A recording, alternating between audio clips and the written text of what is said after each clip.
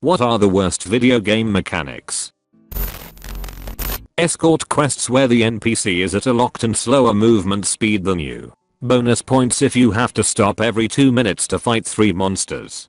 10x bonus points if the quest's NPC is killable, has almost 0 HP, and is the autofocus of any monster AI.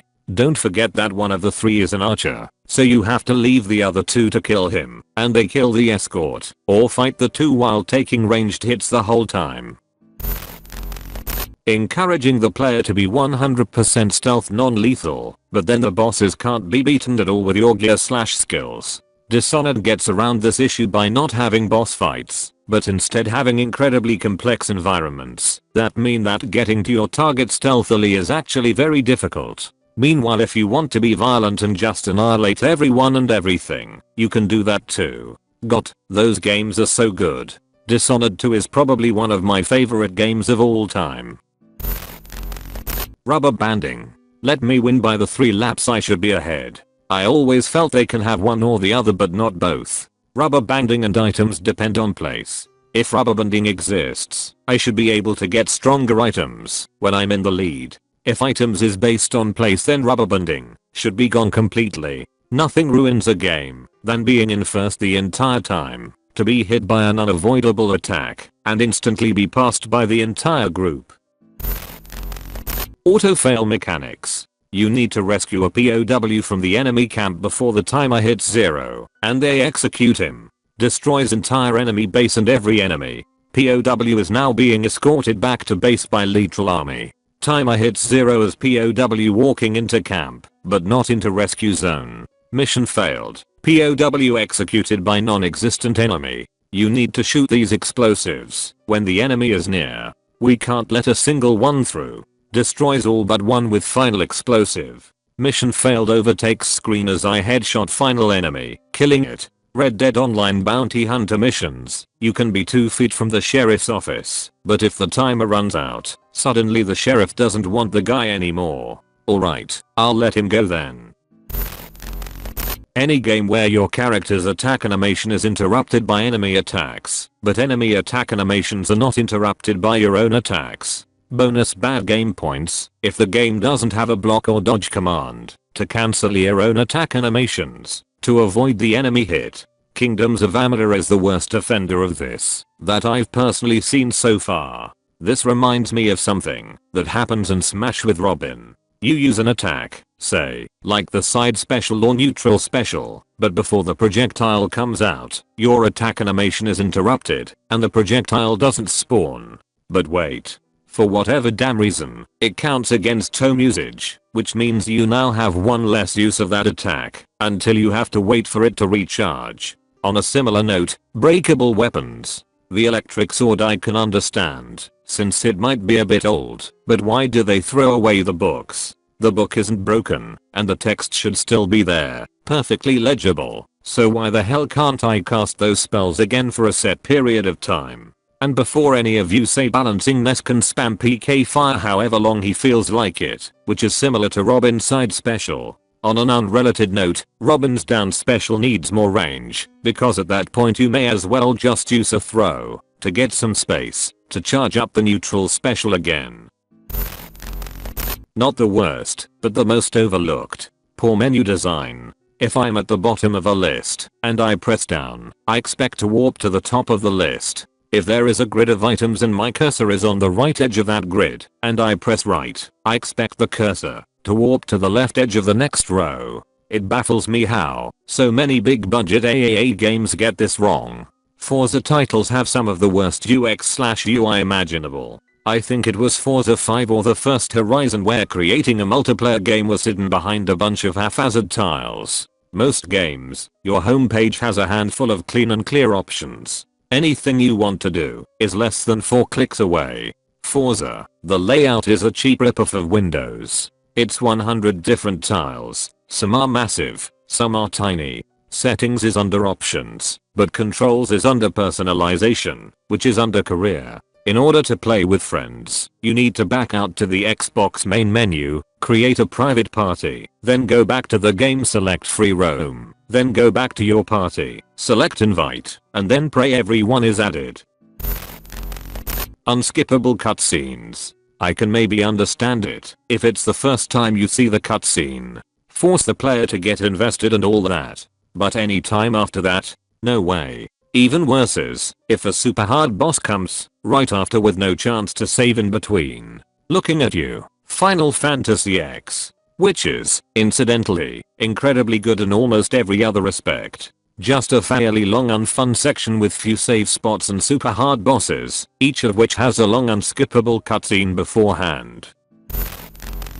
Repetitive, grinding tasks. Crafting. You could have been doing something interesting in the world, working on quests, interacting with NPCs, etc. But instead first you have to go spend several hours wandering the wilderness to find some dingleberries and a branch from a toothpick tree. Then trek back across the map to a broth pond, and from there up to another corner of the map, where there's a crafting pit that lets you actually use the stuff. Then after playing a while you've amassed as much inventory as a Walmart, and while most of it's garbage you have to hang on to it in case you find a good recipe that uses it. Edit. Getting some replies here, so I'll address the one case where I do think it's good.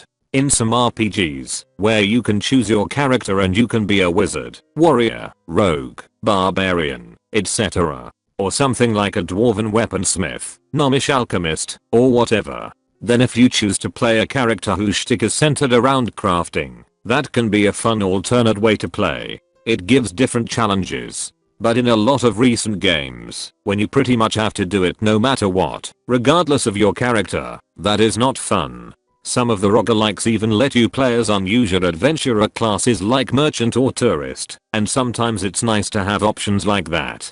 Some even allow some crafting, if your character doesn't know what they're doing. But you won't know what to expect either. So it will just be taking a wild gamble on things, like pour the mysterious potion on my sword and only afterward will you maybe find out whether it was a potion of dragon slaying or a potion of quick rust. An alchemist character well known though. In that context, it's fun and interesting. Most characters will never use it, or only as a desperate last resort, but if you play again with a different character, it can be a significant common thing.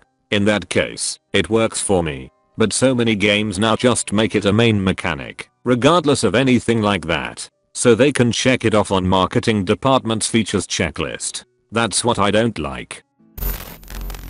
Loot boxes. I'm okay with those free hey you leveled up here's a box with cosmetics and nothing that affects gameplay, because then it's actually a reward. When the loot box offers things like better weapons or scopes then it's kinda less. The problem with loot boxes isn't that you get random crap, cosmetic or otherwise, every time you level. The problem is that they are sold for real money, making them a gambling mechanic that exists to make people want to part with money because they might win something they consider valuable. A committed and addicted player could lose a fortune trying to open a box that contains a sought after item that has a low chance of appearing and end up with nothing of any real value for it. No one is opposed to the idea of random unlocks, it's the real money for in-game item gambling that's the issue.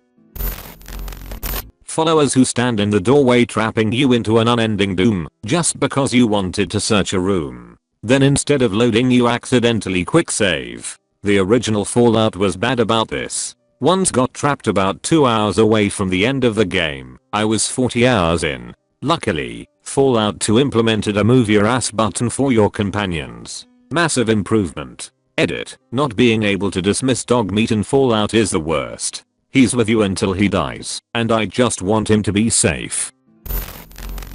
In games like Elder Scrolls, that have NPCs you can't kill, and town guards who seem omnipotent, and have more power than they should. If I'm out there slaying dragons I should be able to kill the shopkeeper who insulted me. Probably the most depressing thing with this one is that they had a much better approach in their previous games. Morrowind allows you to kill people in much this way and the only thing that will happen is that if you kill a main character, they tell you in a text box that the main questline has been severed. I think a lot of the bad video game design in open world games revolves completely around closing off ways in which you might have a bad experience and have it be completely your fault. If you kill all the shop owners in town, you'll have no one to sell to and the town will be empty and the game won't feel right, so they won't let you. Or you kill someone who gives an important side quest and then you can never play it because they died, and maybe you get angry and never play the game again. It is a bad trade-off almost every time because nothing pulls you out of the game faster than having your power checked in a bullless way. Can't catch up mechanics in an MMORPG. You wanna run the latest content, but you need gear to do so. But you also need players to get said gear, and the only ones who can do it won't because, oh my god, I'm not fighting this dragon again, or I already have my gear. So freak you. Find people who haven't done it. I want to progress. Most MMOs these days have catch-up mechanics and/or mechanics that incentivize stronger players to run through earlier content again. Begin upgrade. Upgrade time, 4 days and 23 hours. Nothing left to do except wait. Looking at you, Warframe. What? You don't like farming the relics, then farming the pieces that come from the relics, then realizing you don't have enough mats to make that last piece, so you farm the mats, then wait 12 hours to make the pieces, then wait like 3 days to make the frame, then level the frame up, then throw a polarity on it, then level it up again. Then keep doing that until you can have enough space to build the frame the right way, then use that frame to start the process all over for new frames and weapons.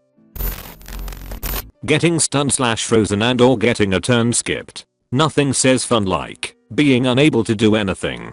I've always looked at this as a fair mechanic, as long as you can do the same and it's not a stackable/perm state. There has to be either a cooldown period or a stacking resistance against it. Losing a turn/10 seconds is more of a well, I could have avoided that, as opposed to having to sit there and die from attrition because you get stunned every other attack.